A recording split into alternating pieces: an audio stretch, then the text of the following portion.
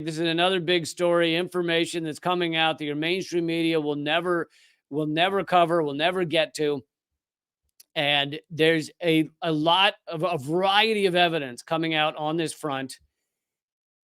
So this is from Mondo Weiss, or Mondo Weiss, depending on how you pronounce it, but they do great work on Israel and Palestine.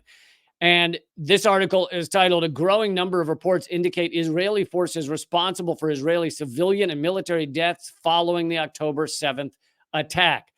This doesn't mean, for anyone getting it confused, I'm not saying Hamas didn't kill anybody on October 7th. Neither is this article. I'm not saying innocent people weren't killed by Hamas. Neither is this article. It's just saying that a lot of the killing seems to have been done by the Israeli military. Now, why would that be? I'll get to that. Since October 7th, the day's events have been shrouded in mystery. There are not only questions about the Israeli intelligence apparatus's colossal failure to anticipate what was happening, but also the details of what exactly transpired on the military bases and settlements around the Gaza Strip. We know that by common estimates, 1,400 Israelis were killed in the following days. Now, you'll notice they're using the passive voice, as I often make fun of our mainstream media for using, but they're using it for a good reason, because we're killed by who? That's what we're getting into. Or by whom. Sorry. If you're that upset about a missing M, then take your business elsewhere. Some reports are beginning to appear, including documentation of the killing of Israelis by Palestinian fighters. So there obviously were Israelis killed by Palestinian fighters. But there are growing numbers of reports that indicate the Israeli military was also responsible for Israeli civilian and military deaths on October 7th and the days after.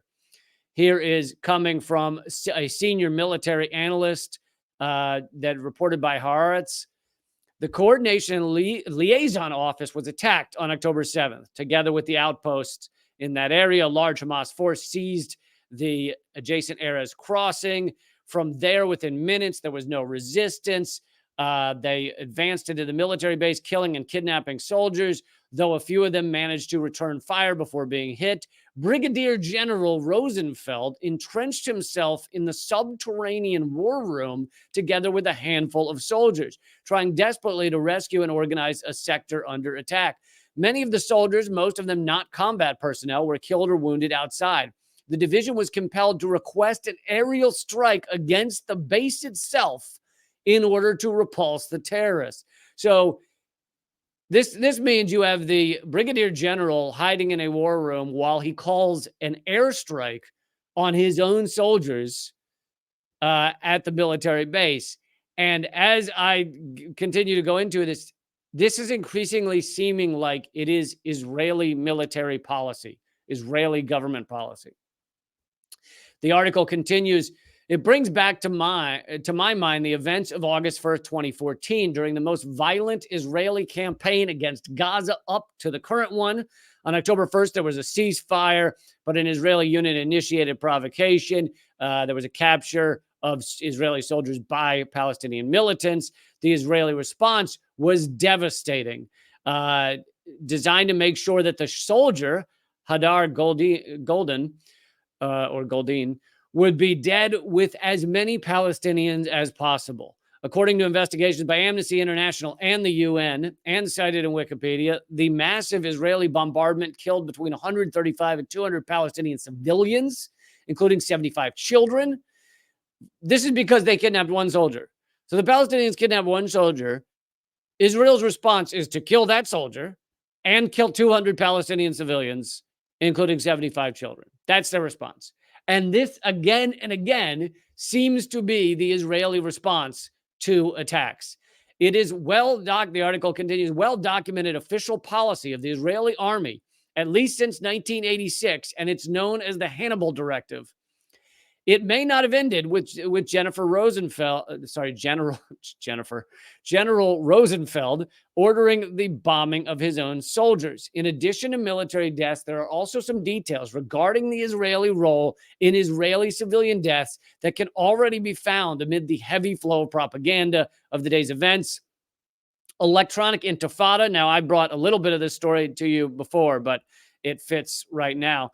Electronic Intifada published a long interview with Yasmin Parat, describing how she was held hostage. So she's one of the survivors from one of the kibbutzes that was attacked on October 7th. She was held hostage by Palestinian militants in kibbutz Be'eri. According to her account, the kidnappers treated her and other hostages humanely, is what she says, believing they would be allowed to retreat to Gaza due to the protection of the Israeli captives. This is what a lot of bank robbers do, right? They take a hostage. They think that's going to allow them to be able to walk out of the building without being shot or attacked.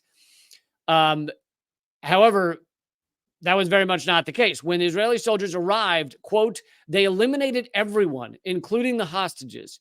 There was very, very heavy crossfire. She was one of the only ones to survive.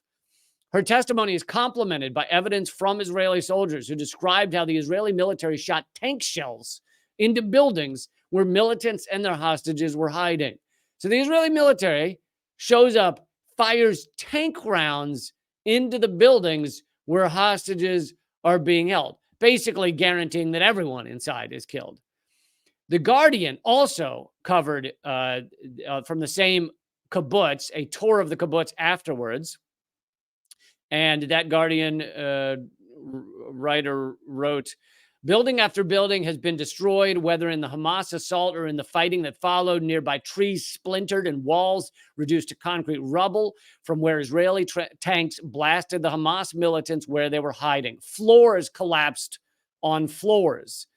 So obviously, if you're collapsing a whole building where the hostages are, your game plan is to kill everyone. And, you know, if people want to sit here and argue that that's a great game plan, then have that argument. But no one's having that argument. We're being told by our mainstream media, when they even mention it, that Hamas came in and just killed as many civilians as they could. But there's a lot of evidence coming out that Hamas's goal was to take hostages, and the IDF, the Israeli government's game plan or response, was kill everyone. Nir Hassan returned to Be'eri and the kibbutz and interviewed a local resident named Tuval, who was lucky to be away from the kibbutz at the time of the attack, but whose partner was killed. In the Haaretz article, he reports, according to him, only on Monday night and only after the commanders in the field made difficult decisions, including shelling houses with all their occupants inside in order to eliminate the terrorists along with the hostages, did the IDF complete the takeover of the kibbutz. The price was terrible. At least 112 of the kibbutz's people were killed. Others were kidnapped. This quote is important for several reasons, the article continues. One is because it adds to the understood timeline of events. This testimony would seem to indicate that many Israeli captives were still alive on Monday, October 9th. That's 2 days after the events of Saturday, October 7th. While it might be understandable if captives had been killed in the hectic crossfire of the initial Israeli response, I mean, yeah, and that I think a lot of us would not be surprised if IDF soldiers, not knowing what the hell they're walking into on October 7th, knowing that people are being killed, just come in firing and accidentally kill a lot of civilians. Because a lot of these soldiers, guess what? They're 18. They've never seen battle. They'd be as confused as you or me running into a gunfight. And so I guess that wouldn't shock a lot of us. But this is saying 2 days later, the IDF instituted a plan of killing everyone, which is horrifying and unbelievable. This account would seem to indicate that the decision to assault the kibbutz and everyone inside was made as a clear military calculation.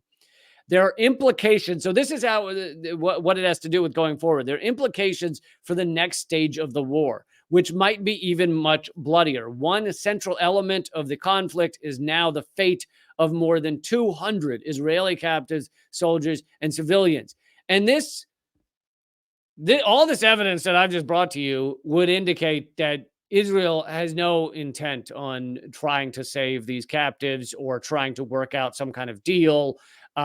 They're not just obliterating Palestinian civilians. They're just willing to kill everyone and anything. And that seems to be a policy of the Israeli military. This is these war crimes are not a new behavior for them. It's maybe just ticked up in terms of the extremeness of it and the level of it.